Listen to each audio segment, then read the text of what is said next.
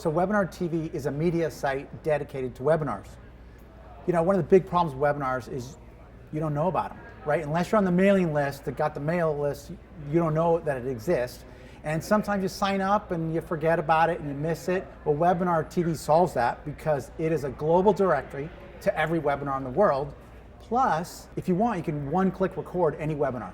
So if you're not sure if you can make it next Thursday at 2 p.m., one-click, record it, have the webinar sent to you.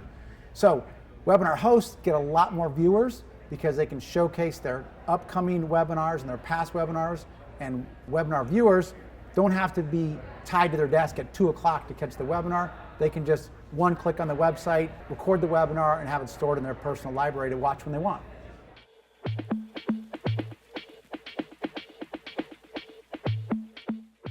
WebinarTV, I decided to do something a little bit different and do the crowdfunding route because we have webinar hosts, right? They're the ones that are providing the content for us. And because of that, I want to let them invest in the company because what I need from webinar hosts are really two things, right? One, I need them to provide the webinars. But two, if you can make them an evangelist for your company, then you win because they will bring all their listeners. So what better way to make them evangelists than to allow them to be an owner of the company? So that's really what dragged me to crowdfunding. Previously I did a company called mp3.com, a real digital music pioneer. And it was kind of like WebinarTV, but instead of webinar host, we were for indie artists. So the indie artists would upload their songs, music fans would come and listen to them, and we became the #1 music site in the world. And part of that was because the artists would market it to us. They would have a concert and say, go listen to me on mp3.com. And I tried to let them invest, but I couldn't because this was 1999. You had to be an accredited investor, right? So this is a fun story. So when we went public, I said, I'm gonna include the artists in the friends and family round. Now that's the list of like preferred people that can buy shares right at the IPO. And I sent a list to the SEC of 15,000 people. And the SEC lost their mind and said, you can't do that, this is too many, because normally friends and family is a few dozen or something like that. And I said, well, why can't I do it? There's nothing in the rules. And they said, well, this is an initial public offering, meaning that all the shares have to be sold to the public.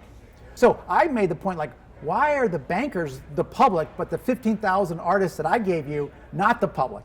So they relented and they allowed us to include the artists as friends and family. Now, that's great for the artists, but they missed all the early growth, right? They only got the growth after we were a public company. So I think what I'm trying to do with WebinarTV now is, hey, let's let the host get that growth before you go public, before you get big in effect. So I tried to do crowdfunding, you know, I don't know, 2 decades ago, and the law didn't allow it, but now it does. And I think that's what's intriguing is that I can raise capital through venture capitalists, but if I can not just raise capital, but get a marketing army, then that's the best of both worlds.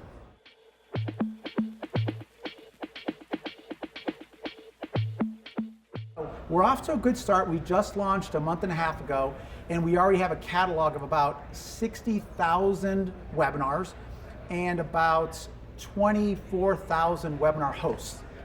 You know, so there's definitely a market there. Now the next strategy will be, okay, I've got this great inventory. Now can I bring those viewers in? So that will be what to watch for WebinarTV is, can we get that momentum and get that flywheel where you just grow because every day you get more webinars and that brings more viewers, and then the more viewers makes it more interesting for the webinar host.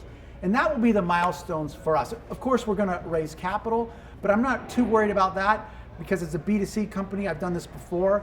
It's really about, you know, can you get that market attention?